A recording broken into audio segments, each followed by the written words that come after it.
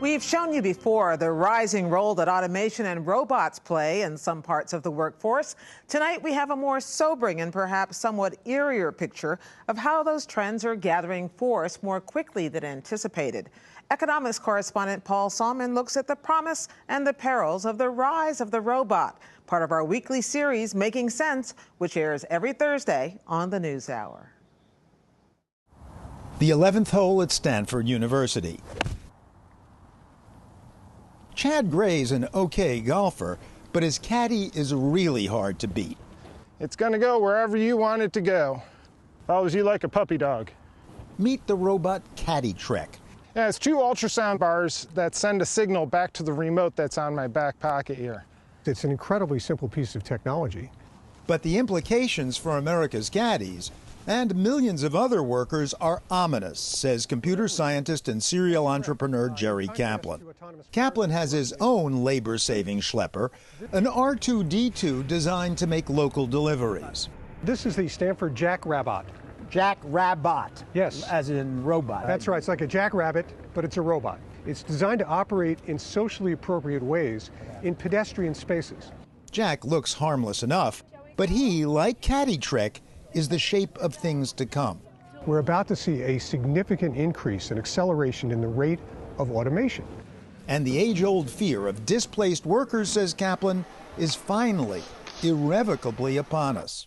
What happens to people who simply can't acquire or don't have the skills that are going to be needed in the new economy? Well, what is going to happen to them? We're going to see much worse income inequality, and unless we take some humanitarian actions, the truth is they're going to starve and live in poverty and then die. Kaplan offers that grim prognosis in a new book, Humans Need Not Apply. He knows, of course, that automation has been replacing labor for 200 years or more, for decades eliminating relatively high-paying factory jobs in America, and that new jobs have more than kept pace. But not anymore, he says. You're the guy from this same-day delivery piece, right? Now, by pure chance, a case in point happened to notice Jack Rabbit being put through his paces. We'd met Mike Cannon a few months earlier, when shooting him delivering packages for Google Express. So I'm delivering DNA samples to all the various labs on campus. And you were just watching us shoot. And it caught my attention. I thought, that's my replacement. Hi, I'm Oshbot. At a hardware store in Silicon Valley, Oshbot. Doorknobs. Sure, follow me. Are you serious? Yep. A joint venture between the Lowe's chain of stores and a startup called Fellow Robots. Without ever needing a coffee or bathroom break, its voice recognition software, fluent in multiple languages, and laser sensor safety technology, can do a better job than many of America's 5 million or so retail workers. Maybe 50% of the retail clerks could be replaced by this kind of technology. And of course, this is just the beginning. Now, Oshbot's inventor, Marco Mascoro, disputes that his baby would put anyone out of work. So you don't see Oshbot replacing people? No, I don't think so. I think this is really a tool that helps people find things in the store with very specific information. And if you think, well, Oshbot still seems a bit clunky as a replacement for humans, After you, Kima. Thank you.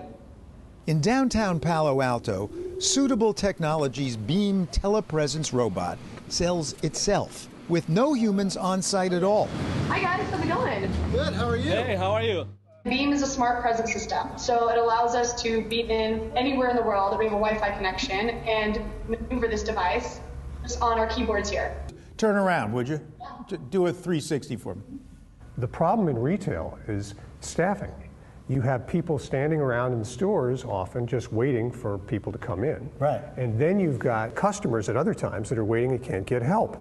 And already, says Taylor Sewitt, beaming in from upstate New York, we've had a couple banks actually start to use them where if all of a sudden a secondary location gets swamped, you could have a couple tellers from the first location actually beam into that second location, and now you've instantly doubled the staff without actually doubling the staff and hiring twice as many people. Kima Johnson was in Utah.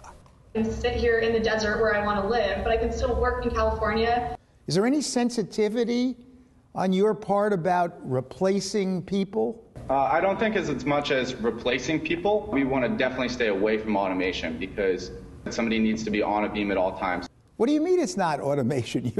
You're the personification of automation. Ultimately, for us, we'd like to give more jobs to people that they wouldn't normally be able to have or do, like myself in chemo. But if you're in Utah and you are servicing lots of customers in maybe multiple stores, right? Correct. You are replacing the jobs of people who would be in the stores themselves. Isn't that just obvious? A person still needs to operate the device. We're not robotic, so to speak. Are they being defensive about not replacing jobs? But you're talking to two people that have jobs. The one you're not interviewing is the person who didn't get a job working in this store here locally. I was also not interviewing the heads of companies that provide robots at local hotels, robots that can thin out lettuce crops. The reaction people have here seems to be similar to if you called up a tobacco company and said, I'd like to do a story on smoking and health. So when you called up companies for this shoot to appear on the PBS NewsHour, they said not if it's about displacing labor? I found the doors would immediately slam shut. Oh no, we make people more productive. Well, making people more productive puts other people out of work. Now, in fairness, not everyone in the Valley was afraid to admit that robots are labor-saving devices. Are you okay with the fact that this is going to replace thousands, maybe tens of thousands of caddies? Absolutely, and this technology can be applied to other types of jobs as well. Porters, bellhops, stockroom clerks, anywhere where heavy lifting is involved. Of course, new jobs are being created in Silicon Valley. That's why entrepreneur Vivek Wadhwa confidently told us this in 2012. The convergence of these technologies will create jobs in areas we can't even think of. But these days, Wadhwa is singing a different, dolorous tune. Technology is moving faster than anyone believes, and it is going to disrupt industries and create unemployment on a scale that we haven't imagined before. Why did you used to think it wasn't going to be a problem?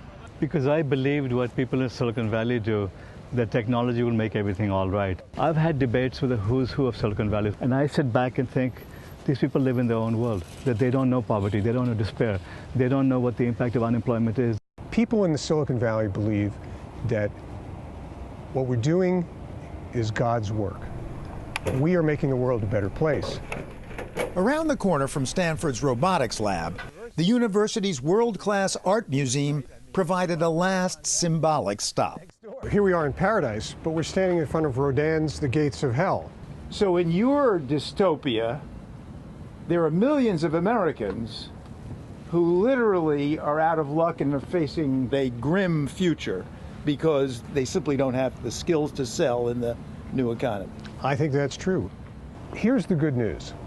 The U.S. economy has doubled reliably about every 40 years for several hundred years now.